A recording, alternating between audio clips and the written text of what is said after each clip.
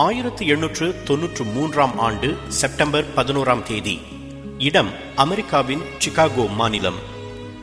உலக ஆன்மீக மாநாட்டில் கலந்து கொள்வதற்காக பல்வேறு நாடுகளிலிருந்து பல சமயங்களைச் சேர்ந்த பேச்சாளர்கள் கூடியிருந்தனர். மிடுக்காக உடையணிந்த மேற்கத்திய மத போதகர்கள் லேடிஸ் அண்ட் ஜென்டில்மன் என்று தொடங்கி தங்கள் சொற்பொழிவை ஆற்றினர். இந்தியாவை பிரதிநிதித்து ஒருவர் அந்த மாநாட்டில் கலந்து கொண்டிருந்தார். அவரது முறை வந்ததும் பேசுவதற்கு மேடை ஏறினார்.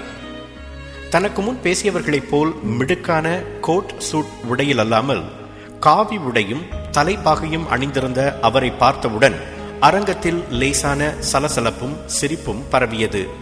சிலர் கேலியுடன் பார்த்தனர். வேறு சிலர் இவர் என்ன பேசப் போகிறார் என்று கொட்டாவி விட்டனர். இன்னும் சிலர் பக்கத்தில் இருந்தவர்களிடம் பேசத் தொடங்கினர். அந்த அலட்சியத்தை எல்லாம் பொருட்படுத்தாமல் அமைதியாக சிறிது நேரம் அனைவரையும் பார்த்த பிறகு, சகோதர சகோதரிகளே என்று தனது சொற்பொழிவை தொடங்கினார் அவர். கூட்டத்தினரை அவ்வாறு அழைத்த விதத்திலேயே அரங்கத்தின் கவனம் அவர் மீது திரும்பியது. சிறிது மௌனம் காத்த பிறகு தனது பேச்சை தொடர்ந்தார். அவர் பேசி முடித்த போது அரங்கம் வியப்போடு கைதட்டி அவருக்கு மரியாதை செய்தது. அவரது ஆடையில் இருந்த வித்தியாசத்தை மறந்து அவரது பேச்சில் இருந்த உயர்ந்த கருத்துக்களை நினைத்து மகிழ்ந்தது.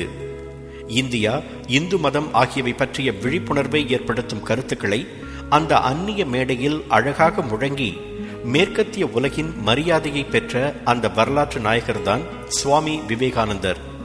செல்வச் செழிப்பில் பிறந்தும் துறவரம் பூண்டு நவீன இந்தியாவுக்கு நல்வழி காட்டிய அந்த அரிய மாந்தரின் கதையை தெரிந்து கொள்வோம். 1863 ஜனவரி 12 கல்கத்தாவில் புகழ்பெற்ற டாட்டா குடும்பத்தில் உதித்தார் நரேந்திரநாதர். அதுதான் விவேகானந்தரின் இயற்பெயர். தந்தை விஸ்வநாதர், தாயார் புவனேஸ்வரி தேவி. செல்வந்தர்களாகவும் அதே நேரத்தில் மக்களின் மரியாதை பெற்றவர்களாகவும் அவர்கள் இருந்தனர். ஆங்கிலம் மற்றும் பெர்ஷிய மொழிகளில் புலமை பெற்றிருந்த தந்தை கல்கத்தா உயர்நீதிமன்றத்தில் வழக்கறிஞராக பணியாற்றினார். மிகவும் கருணை உள்ளம் படைத்தவர் அவர். தாய் புவனேஸ்வரி தேவி ராமாயணத்திலும் மகாபாரதத்திலும் புலமை பெற்றிருந்தார். தினசரி நரேந்திரநாதருக்கு அவர் ராமாயண மகாபாரத கதைகளை சொல்வார். ராமர் கதாபாத்திரத்தின் மேல் மரியாதை தோன்றி ராமரை வணங்கத் தொடங்கினார் நரேந்திரநாதர். போக போக தியானத்தில் மூழ்கத் தொடங்கினார்.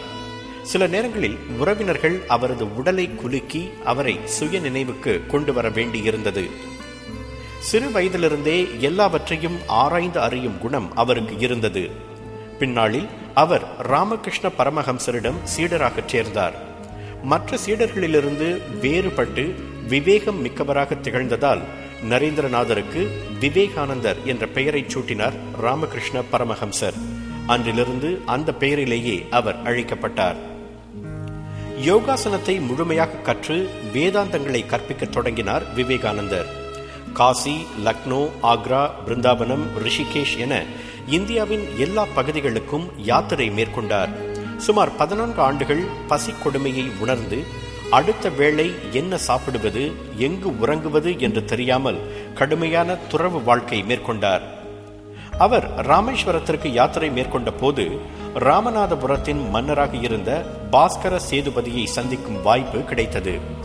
சொற்பொழிவாற்றுவதில் வல்லவரான அவருக்கு சிகாகோவில் நடைபெறவிருந்த உலக ஆன்மீக மாநாட்டில் கலந்து கொள்ளுமாறு அழைப்பு வந்திருந்தது. விவேகானந்தரின் விவேகத்தை உணர்ந்த மன்னர் அந்த மாநாட்டில் பேச தம்மை விட விவேகானந்தரே சிறந்தவர் என முடிவு செய்தார். அவரது வேண்டுகோளை ஏற்று சிகாகோ சென்ற போதுதான் அந்த புகழ்பெற்ற சொற்பொழிவை ஆற்றினார் விவேகானந்தர். செப்டம்பர் 11 பிறகு மேலும் 3 நாட்கள் அவரது சொற்பொழிவுகளில் மயங்கினர் மேற்கத்தியர்கள். அளவுக்கு மீறிய மதப்பற்று, மூடத்தனமான பக்தி இவற்றிலிருந்து தோன்றிய மத வெறியால் உலகம் வன்முறையிலும் இரத்த களரியிலும் மிதக்கிறது. அதனால் நாகரிகம் அழிந்து எத்தனையோ சமுதாயங்கள் நம்பிக்கை இழந்துவிட்டன என்று முழங்கினார் விவேகானந்தர். அவரது ஒவ்வொரு பேச்சையும் கேட்டு அதிசயித்த ஒரு பெண் விவேகானந்தர் சென்ற இடமெல்லாம் பின்தொடர்ந்தார். அவரை தனிமையில் சந்திக்க வேண்டும் என்று எவ்வளவோ முயன்றார். Iowa, Saint Louis, Minneapolis, Detroit, Boston, Cambridge, Washington, New York ஆகிய இடங்களில் அவருக்கு பேச அழைப்பு வந்தது. அவரும் சென்று பேசினார். அந்த இடங்களிலெல்லாம் அந்த பெண் பின்தொடர்ந்தார். கடைசியாக அவரை சந்திக்கும் வாய்ப்பு கிடைத்தது. அமெரிக்க இளையர்கள் பலர் என் அழகில் மயங்கி என்னை சுற்றுகிறார்கள். ஆனால் நான் உங்கள் அறிவில் மயங்கி உங்களை சுற்றி வருகிறேன். என்னுடைய அழகும் உங்களுடைய அறிவும் சேர்ந்தால் நன்றாக இருக்குமே. நாம் திருமணம் செய்து கொண்டால் என் அழகோடும் உங்கள் அறிவோடும் குழந்தை பிறக்கும் என்றார் அந்த 20 வயது பெண். அப்போதுதான் 30 வயதை தொட்டிருந்த விவேகானந்தர் என்ன பதில் சொன்னார் தெரியுமா? தாயே, எனக்கு வயது 30, உங்களுக்கு 20 இருக்கும். நாம் திருமணம் செய்து நமக்கு பிறக்கும் குழந்தை அறிவுமிக்கதாக இருக்கும் என்பதற்கு உத்தரவாதம் இல்லை. அதற்கு பதிலாக நீங்கள் என்னையே மகனாக ஏற்றுக்கொள்ளலாமே. அந்த பதிலை கேட்டு ஸ்தம்பித்து போனார் அந்த பெண்.